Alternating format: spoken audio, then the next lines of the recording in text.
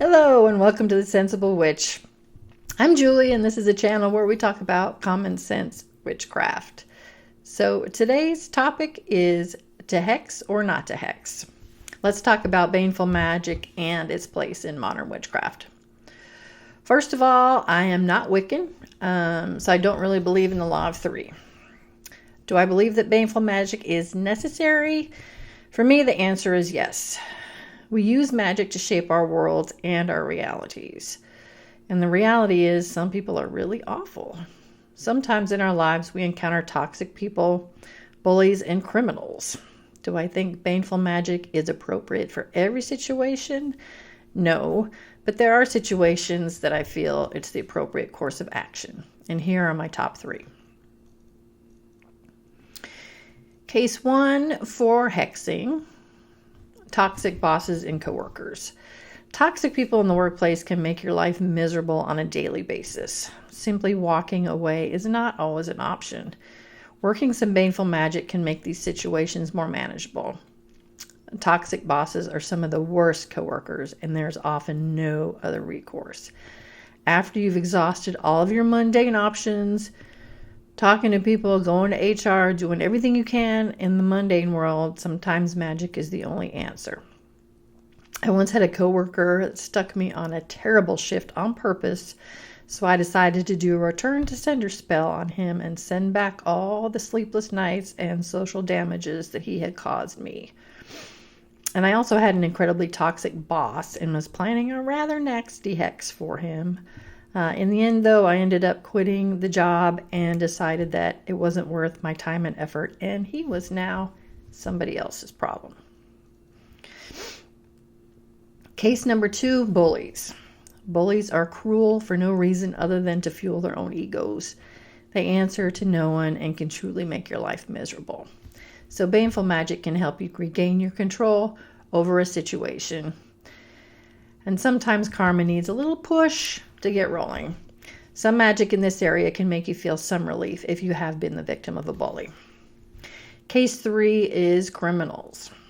If someone has committed a crime against you or a loved one, I believe you are absolutely within your rights to do some baneful magic against them.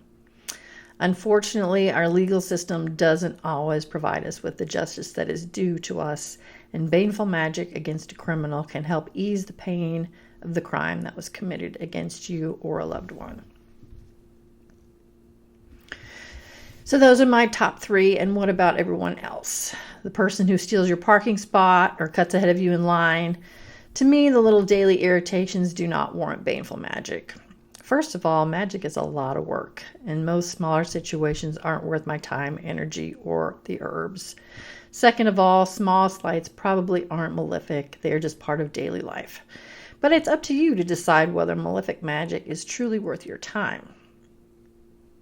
When I do decide to do baneful magic, I have set up a cabinet of useful supplies, and I have often been asked to share the contents of my apothecary cabinet. So let's go in the other room and take a look at it right now. So this is my cabinet. I got this cute sign for the top. And this cabinet came with clear glass, but I painted the inside of the glass because I've got a lot of oils stored in here. So we'll start on the bottom here. I have some moldavite oil, which is for deep emotional clearing, spiritual protection. I have some uncrossing oil for undoing various things. In this jar, double bagged, in this jar, you can see the label there is asafoetida powder, which is also known as devil's dung, and that's pretty much what it smells like, y'all. This stuff smells horrible, which is why it's so wrapped up inside this jar, because I don't want to have to smell that. So, Florida water, of course, for cleansing.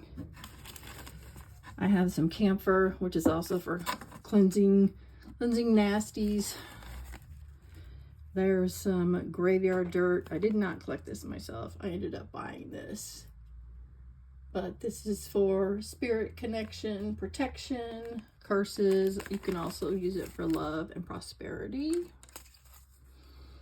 I have some black Hawaiian salt, which is used for protection, banishing, and cleansing. I have some galangal root or lojon root. This is for protection and legal victory work. I have some valerian root, again for grounding protection. And I have hot foot powder for getting somebody to go away really quickly. And I have some oils in the back here. This one is controlling oil. And then I have 2 different protection oils. I have some iron nails, some larger iron nails.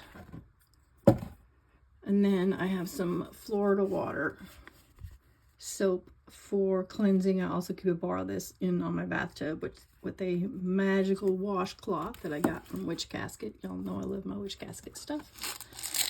I have some little iron nails. These are fantastic for making rust. Just toss a couple of these nails into a jar, put a little bit of water in there, and set it outside for 2 or 3 days, and you've got some rust to be used in any kind of protection workings that you're doing. Also have some straight push pins. You can use these in jars, you can use these in poppets, lots of uses for the pins. So I bought a set of those. Up here, I have some poppy seeds. These are great for causing confusion for your enemies.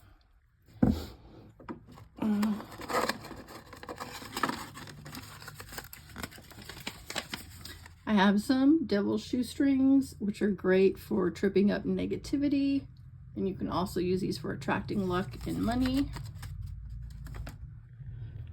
I have a banishing spray that I made myself. I made it using this.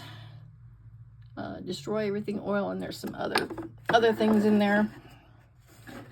I have several jars of dragon's blood, which is used to increase the spell potency, protection, purification. You can also use it in love spells. This is a malediction oil. And this oil is Return to Sender, which is a great spell too. Somebody sends some negative stuff your way, you just flip it right around on them. I have some sage spray for cleansing. I have some gopher dust. This is for causing pain, sickness, etc. I have honey. I usually use honey for working with ants. I'll coat something in honey and the ants will come and just destroy it. It's great for that. I also have some white sage and Palo Santo spray. Have some hot sauce, which causes burning in any spell you put it in. I have sulfur powder, also known as brimstone, which is great for banishing, protecting, and breaking any curses or hexes. And then I have a meat tenderizer back there in case you want to, let's just say, smash a piece of meat, a liver or kidney or something along those lines. So anyway, that is what is in my cabinet. So editing Julie here, I missed telling you guys what asafoetida is used for. It's useful for protection, purification, banishing, and curses. And like I said, it smells absolutely awful.